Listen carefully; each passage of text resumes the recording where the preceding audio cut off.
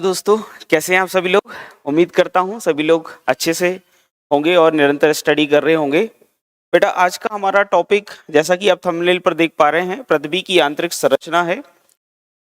थोड़ा सा बदलाव किया गया है। अभी तक हम 20 क्वेश्चन सॉल्व कर रहे थे तो वीडियो थोड़ा सा ज़्यादा लंबा हो रहा था, तो कोशिश कर रहे हैं कि छोटे छोटे स्मॉल स्मॉल वीडियो डाले जाएं आपके लिए, ताकि निरंतर आप एक एक पार्ट को देखते हुए थ्योरी रिवीजन करते जाएं। तो सिर्फ 10 क्वेश्चन का ही हम क्या करने वाले हैं, यहाँ पर एनालिसिस करने वाले हैं और बहुत ही रैपिड क्या कह सकते हैं स्पीड से करने वाले हैं। तो हमारा ये थोड़ा सा रैपिड फायर गेम टाइप का रहेगा, तेज गति से हम इसमें चलेंगे। तो बिना किसी देरी के जल्दी से हम शुरू कर लेते हैं पृथ्वी की आंतरिक संरचना के पार्ट 1 से संबंधित कुछ महत्वपूर्ण एमसीक्यूज। इसका पार्ट 2 भी रहेगा जिसमें आपको फिर से 10 क्वेश्चन मिलेंगे, यानी कुल क्वेश्चन तो 20 ही रहने वाले हैं। ठीक है, तो जल्दी से इसको देख लेते हैं। पहला क्वेश्चन कौन सा है, जल्दी से आप पढ़िए इसको। पहला क्वेश्चन है, पृथ्वी की पपड़ी का लगभग 98% भाग 8 तत्वों से बना हुआ है। निम्नलिखित में से कौन इन तत्वों में नहीं आता है। अब हमें पता है कि पृथ्वी की भूपरपटी में लगभग 8 प्रकार के तत्व जो हैं, 8 प्रकार के जो तत्व हैं ये पाए जाते हैं। इन 8 प्रकार के तत्वों में अगर बात करें, 2 तत्व ऐसे हैं, अगर बात करें कुछ प्रधान हैं और कुछ अगर बात करें गौण रूप में, या हमें इस तरीके से बता देता हूं आप कंफ्यूज मत होगी। जो 8 तत्व हैं वो कौन कौन से हैं, तो इसमें ऑक्सीजन है। ठीक है, कौन सा है तत्व, ऑक्सीजन है पहला तत्व। दूसरा है सिलिका, तीसरा है एल्यूमिनियम, चौथा है लोहा। ये 4 मुख्य तौर पर पाए जाते हैं। इसके अलावा अगर देखें तो सोडियम, कैल्शियम,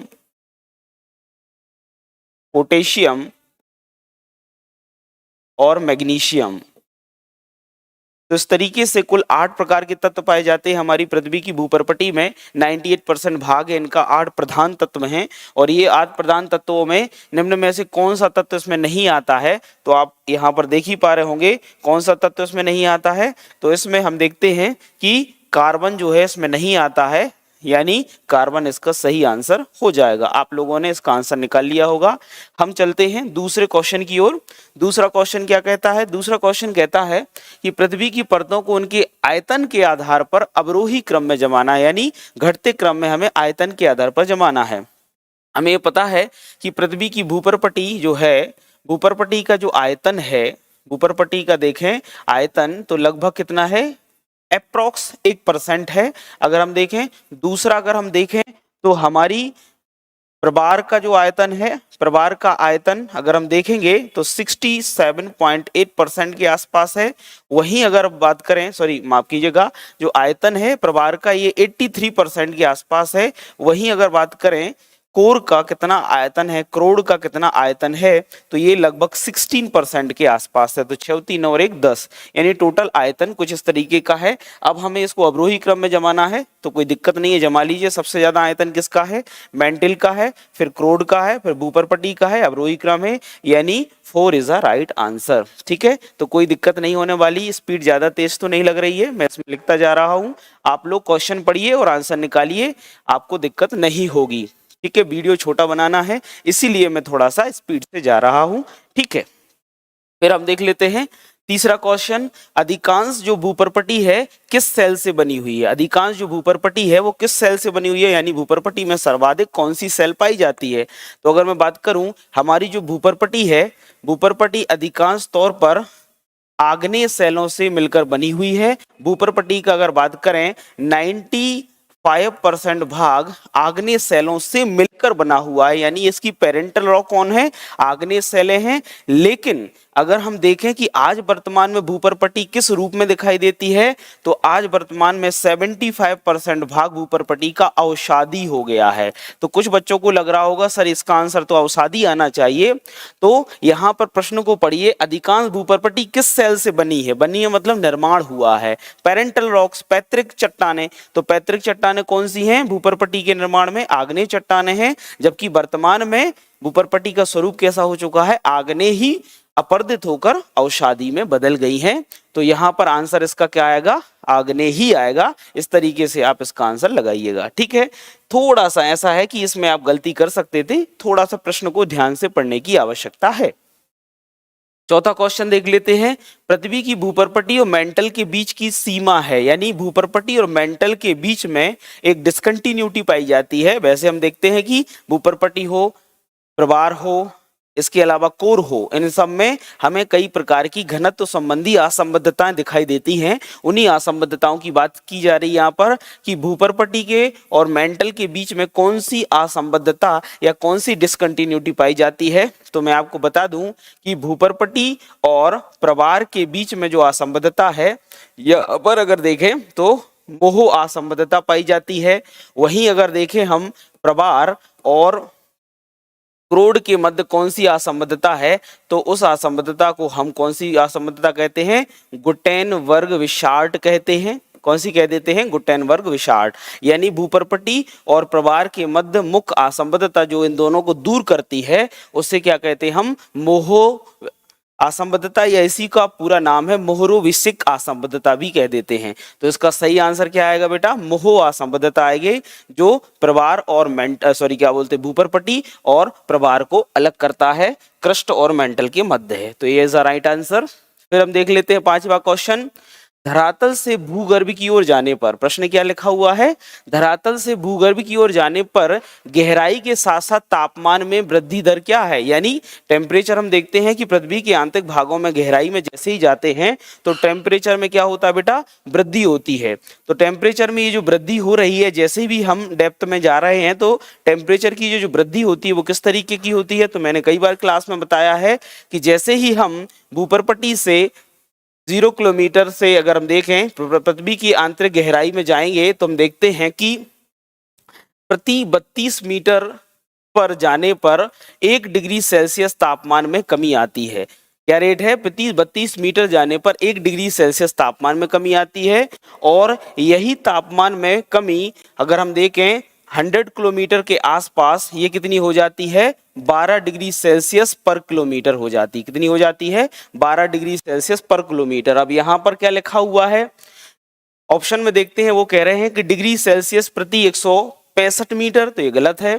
डिग्री सेल्सियस प्रति 165 फीट, डिग्री सेल्सियस प्रति 32 मीटर, ये सही है। डिग्री सेल्सियस प्रति 32 फीट, तो हमारा आंसर कहाँ आना है, सी आना है।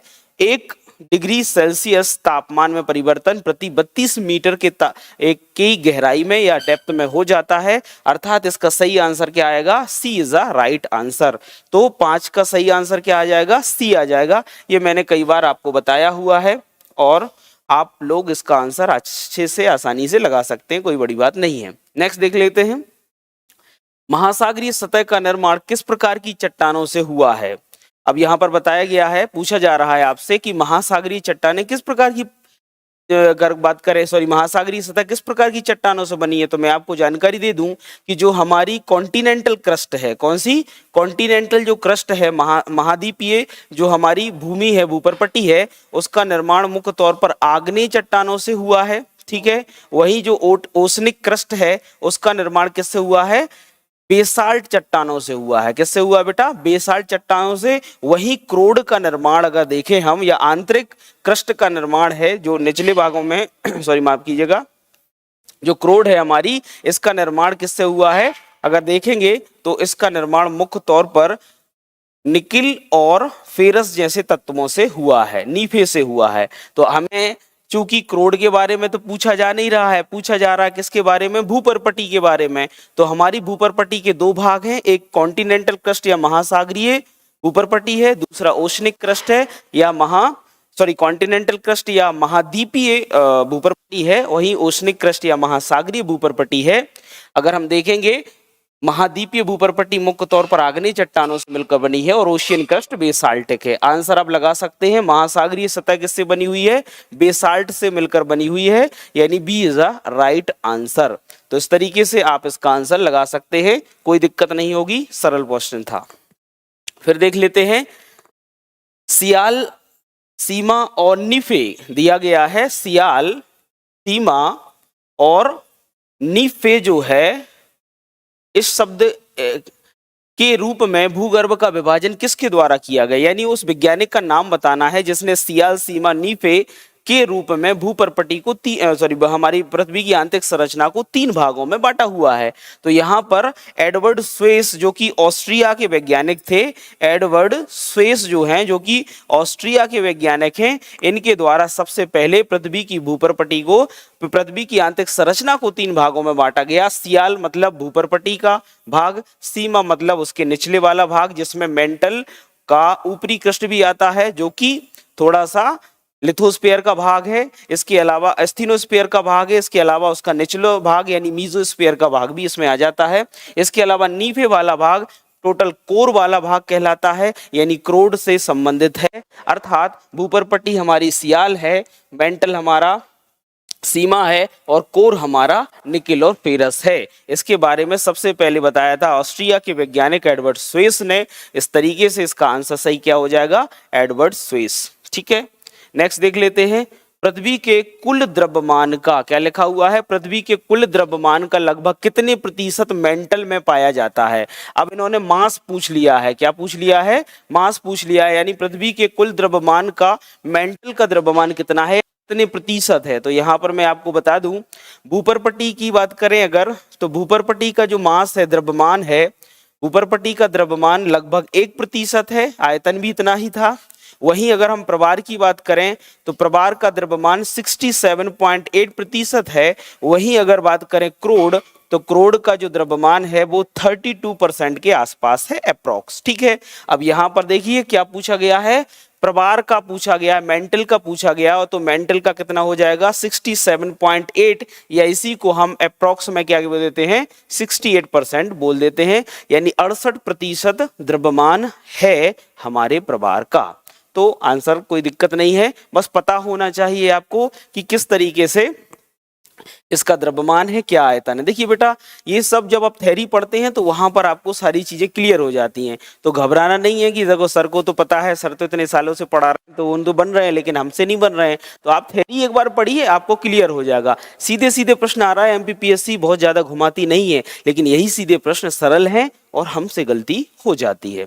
ठीक है बेटा, नेक्स्ट देख लेते हैं। 9th क्वेश्चन क्या कहता है, भूगर्भ में तापमान वृद्धि का कारण क्या है, यानी हमारी जो पृथ्वी है इसके भूगर्भ का ताप क्यों बढ़ जाता है, टेम्परेचर में अगर बात करें राइज क्यों दिखाई देता है, ये इंक्रीज क्यों हो जाता है। तो टेम्परेचर इंक्रीज होने का कारण क्या है, ऑप्शन देख लेते हैं। क्या दबाव इसका कारण है, तो बिल्कुल है, पृथ्वी की गहराई में जाने पर तापमान बढ़ता है, गहराई में जाने पर दबाव के बढ़ने से।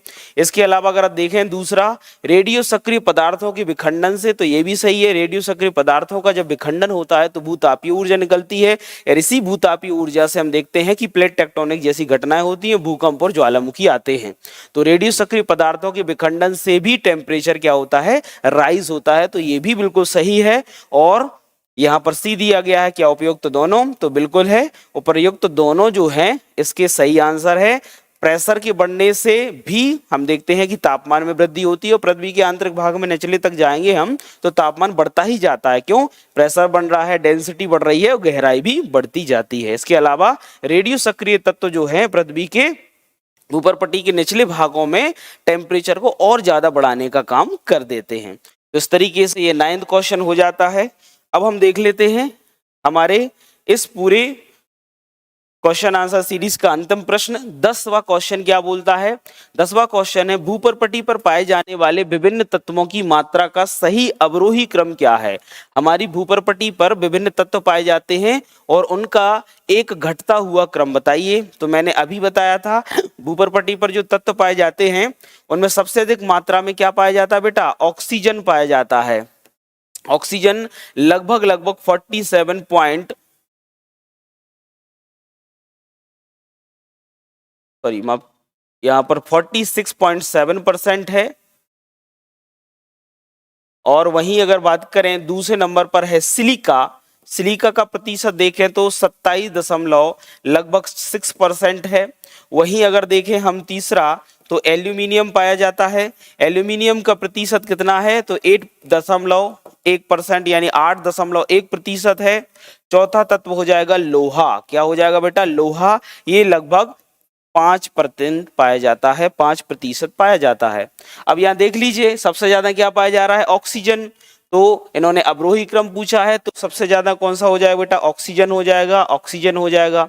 ठीक है, दूसरे नंबर पर क्या पाया जाता है, सिलिका, सिलिका हो गया, दूसरा हो गया सिलिका, तीसरा हो गया एल्यूमिनियम, तो यहाँ पर एल्यूमिनियम है, यहाँ पर है नहीं। और उसके बाद है चौथा लोहा, यानी इसका सही आंसर क्या आ जाएगा, D is the right answer.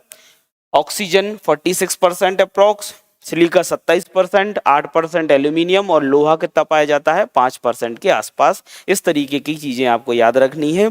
इसके अलावा 4 और तत्व पाए जाते हैं, जिसमें कैल्शियम लगभग 3% के आसपास पाया जाता है, मैग्नीशियम लगभग अगर हम देखें 2.0% के आसपास पाया जाता है, वहीं अगर सोडियम देखें तो 2.8% और मैग्नीशियम क्या बोलते हैं, पोटेशियम देखें तो ये लगभग 2.5% के आसपास पाया जाता है। तो इस तरीके से कुल 8 तत्वों ने पृथ्वी के 98% भूपर्पटी का निर्माण किया है और इन तत्वों में ये तत्व मुख्य तौर पर पाए जाते हैं। यहाँ पर अवरोही क्रम था, आपने इसका आंसर लगा लिया।